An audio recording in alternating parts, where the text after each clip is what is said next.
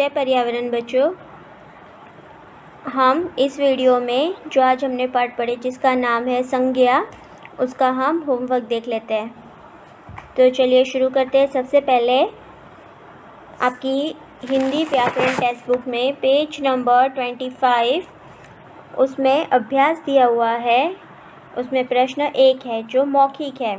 तो ये सारे हम वन वर्ड में इसका आंसर लिखेंगे जो हमारे व्याकरण वाले भाग में है, हिंदी की नोटबुक, उसमें हम लिखेंगे। तो फर्स्ट क्वेश्चन है, जब आपकी कोई प्रिय चीज़ खो जाए तो आप कैसा महसूस करते हैं? तो इसका उत्तर हमें किस में देना है? भाववाचक संज्ञा में बताना है। तो इसका भाववाचक संज्ञा में इसका उत्तर क्या आएगा? निराशाजनक। फिर सेकंड प्रश्न है, जब आपको कोई उपहार दे तो कैसा अनुभव होता है? तो इसका उत्तर आएगा आत्मीय।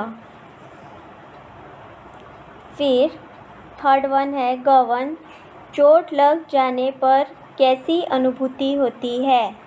तो इसका उत्तर आएगा भाववाचक संज्ञा में दर्दनाक।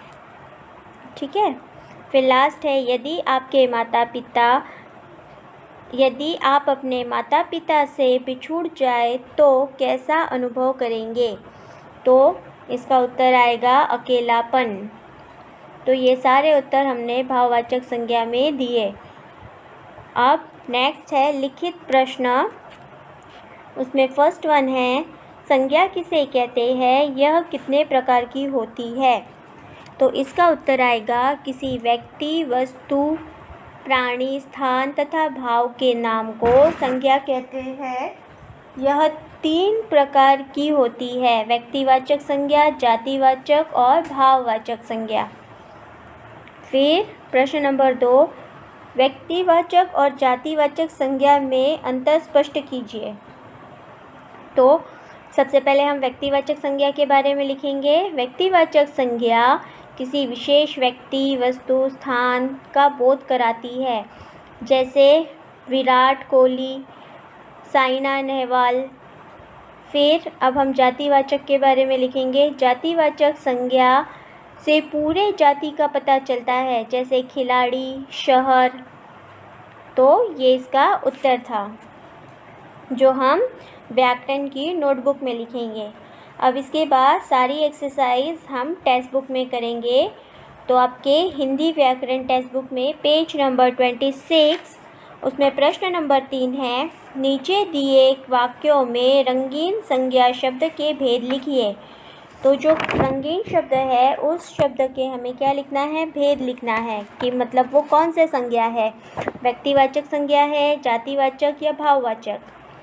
तो चलिए शुरू करते हैं। फर्स्ट वन दिया हुआ है, रामायण एक धार्मिक पुस्तक है। तो इसमें रंगीन शब्द कौन सा है? रामायण। तो ये कौन सी संज्ञा होगी? व्यक्तिवाचक संज्ञा। फिर सेकंड वन है, साइना नेहवाल बैडमिंटन की खिलाड़ी है। तो इसमें रंगीन शब्द कौन सा है? खिलाड़ी। तो खिलाड़ी पूरे जाति के बारे में बता रहा है, तो ये कौन सा संज्ञा हुई? जातिवाचक संज्ञा। फिर गवन, कमरे की सजावट अच्छी तरह की गई है। सजावट। तो सजावट कौन सा संज्ञा होगा? भाववाचक संज्ञा। फिर सोनाली को गुड़िया खेलना पसंद है। तो इस वाक्य में रंगीन शब्द कौन सा है? सोनाली। तो सोनाली एक नाम है, एक गर्ल का। तो कौन सा संज्ञा हुआ? ये व्यक्तिवाचक संज्ञा। फिर लास्ट है, मीनू की लिखाई बहुत सुंदर है। तो इस वाक्य में रंगीन शब्द है लिखाई। तो लिखाई कौन सी संज्ञा हुई? भाववाचक संज्ञा। तो इस तरह यहाँ पे हमें संज्ञा के भेद लिखने हैं। फिर नेक्स्ट प्रश्न है प्रश्न नंबर 4, उचित संज्ञा शब्द ढूंढकर सही जगह लिखिए। तो ये बॉक्स में संज्ञा शब्द दिए हुए हैं, तो हमें यहाँ पे व्यक्तिवाचक संज्ञा इसमें से ढूंढ के लिखना है। यहाँ जातिवाचक संज्ञा यहाँ से ढूंढ के हमें यहाँ लिखनी है। फिर भाववाचक संज्ञा यहाँ दी हुई है, तो इसमें से जो भी भाववाचक संज्ञा है वो हमें यहाँ लिखनी है। तो सबसे पहले हम व्यक्तिवाचक संज्ञा करेंगे। तो व्यक्तिवाचक संज्ञा में अब्दुल कलाम एक व्यक्ति का नाम है, तो यहाँ हम लिखेंगे। फिर संजय एक व्यक्ति का नाम है, यहाँ लिखेंगे। फिर गीता वो भी व्यक्तिवाचक संज्ञा में आएगा। फिर जातिवाचक संज्ञा, जातिवाचक संज्ञा में फर्स्ट आएगा चम्मच, फिर तबला और फिर पिचकारी, ये तीनों शब्द जातिवाचक संज्ञा में आएंगे। फिर नेक्स्ट है भाववाचक संज्ञा। तो भाववाचक संज्ञा में ऊंचाई, मोटापा, घबराहट, ये सब भाववाचक संज्ञा में आएंगी। तो ये था हमारा प्रश्न 4। अब नेक्स्ट प्रश्न है प्रश्न नंबर 5। जो शब्द जातिवाचक संज्ञा शब्द नहीं है उन पर गोला लगाइए। तो इसमें से जो भी जातिवाचक संज्ञा शब्द नहीं है उस पर हमें सर्कल करना है। तो फर्स्ट किया है, सेकंड हम देखते हैं सोमवार, दिन, पुस्तक, कुर्सी। तो इसमें से कौन सा जातिवाचक नहीं है? इससे पता चलता है कुर्सी यानी बहुत सारी कुर्सियों की बात हो रही है, पुस्तक में भी और दिन भी। तो कौन सा नहीं है? सोमवार। सोमवार एक ही होता है ना, तो सोमवार जातिवाचक संज्ञा नहीं है, इसमें हम गोला करेंगे। फिर सेकंड है जंगल, महाभारत, देश और सागर।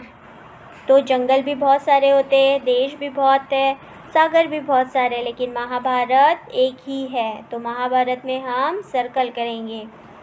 फिर थर्ड है पंखा, सड़क, जलेबी, हिमालय। तो पंखे भी बहुत सारे होते हैं, सड़क भी बहुत होती है, जलेबियाँ भी बहुत सारी होती है, लेकिन हिमालय एक ही होता है, तो हिमालय में हम सर्कल करेंगे। फिर नेक्स्ट है भोजन, मटर, सब्जी, मोटापा। तो इसमें आएगा मोटापा, मोटापा को हम सर्कल करेंगे। फिर नेक्स्ट प्रश्न है प्रश्न 6, 3 व्यक्तिवाचक संज्ञाएं लिखिए। तो हमें 3 व्यक्तिवाचक संज्ञा लिखनी है। फर्स्ट स्थान, तो 3 स्थान के नाम हमें यहाँ पे लिखने हैं। तो यहाँ पे लिखा हुआ है एक जमशेदपुर, फिर हम लिखेंगे आगरा और भारत। इसके अलावा आप दूसरे अपने मन से लिखना चाहो तो भी लिख सकते हो। फिर इसके पीछे भी दिए हुए हैं व्यक्तिवाचक, 3 व्यक्तियों के नाम लिखने हैं हमें। फर्स्ट हम लिखेंगे महेश, अमर, योगिता। फिर सेकंड है पुस्तक, तो 3 पुस्तकों के नाम लिखेंगे हम यहाँ पे। फर्स्ट हम लिखेंगे गीता, रामायण, महाभारत। तो ये थे हमारे व्यक्तिवाचक के नेम। अब प्रश्न नंबर 7, नीचे दी गई व्यक्तिवाचक संज्ञाओं के लिए जातिवाचक संज्ञा लिखिए। तो यहाँ पे व्यक्तिवाचक संज्ञा है, इन सब के लिए एक जातिवाचक संज्ञा लिखना है, जिससे हमें पता चल जाएगा कि यहाँ पे किसी जातिवाचक संज्ञा के बारे में बात हो रही है। तो देखिए यहाँ पे भारत, चीन, कनाडा, जापान, ये सब व्यक्तिवाचक के नेम हैं। तो इसमें एक हम नाम दे देंगे देश। तो देश में बहुत सारी जातियों, सभी देश आ जाएंगे, तो देश का क्या हुआ हमारा? जातिवाचक संज्ञा। ठीक है। फिर नेक्स्ट ये देखिए नदियों के नाम है गंगा, यमुना, रावी, कावेरी। तो ये तो व्यक्तिवाचक है। अब एक वर्ड हमें बताना है जिससे पता चले कि ये जातिवाचक है, तो कौन सा आएगा? नदी। फिर नेक्स्ट है होली, दिवाली, दशहरा, ईद। तो ये भी व्यक्तिवाचक है। अब इसके लिए एक वर्ड क्या आएगा? त्यौहार, है ना। त्यौहार आते ही सारे त्यौहार उसके अंदर आ जाएंगे, तो त्यौहार शब्द कौन सा हुआ हमारा? जातिवाचक। फिर नेक्स्ट है दिल्ली, चंडीगढ़, मुंबई, जयपुर। तो ये सिटियों के नाम है, शहर के नाम है, तो यहाँ पे एक जातिवाचक शब्द लिखेंगे हम शहर। ठीक है। तो इस तरह ये यहाँ पे हमारा प्रश्न 7 कंप्लीट होता है।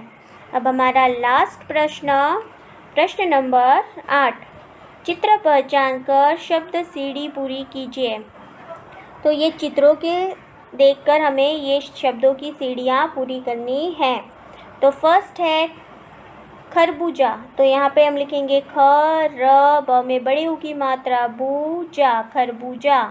फिर सेकंड है जादूगर, तो देखो जा तो लिखा हुआ है, फिर द में बड़े ऊ की मात्रा दू ग र। फिर थर्ड है रथ, तो र लिखा हुआ है, यहाँ पे हम लिखेंगे थ। फिर ये है थर्मस, तो थ हमने लिख दिया। फिर आएगा र म और स, तो यहाँ लिखा हुआ है। फिर है सपेरा, तो स लिखा हुआ है, फिर यहाँ हम लिखेंगे पे और र में आ की मात्रा रा।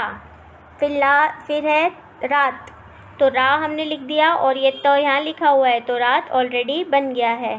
फिर लास्ट है तबला, तो त हमने यहाँ पे लिखा, फिर उसके बाद ब, फिर ला। तो बच्चों ये था हमारा पाठ 4 जिसका नाम था संज्ञा, जिसका होमवर्क हमने इस वीडियो में देखे। अब मिलते हैं हम अगली कक्षा में, तब तक के लिए धन्यवाद।